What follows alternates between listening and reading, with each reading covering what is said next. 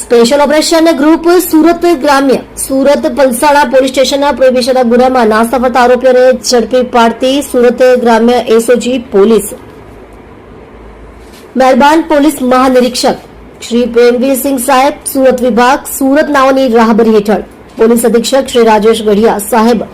તથા in charge police અધિક્ષક Shri અક્ષેશ engineer સાહેબ નાઓએ સુરત ગ્રામ્ય જિલ્લામાં નાસ્તા ફરતા આરોપીઓને પકડી પાડવા માટે એસઓજી શાખાના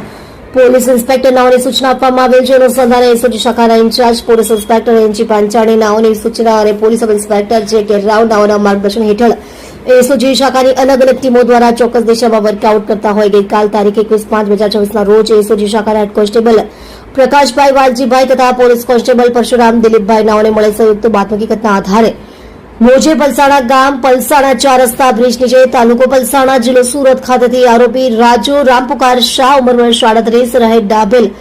અનિલભાઈની ચાલ રૂમ નંબર 7 નાની દમણ તાલુકો જિલ્લો દમણને ઝડપી પાડી આરોપી વિરુદ્ધ કાયદેસરની કાર્યવાહી કરી પલસાણા પોલીસ સ્ટેશને સોંપેલ છે.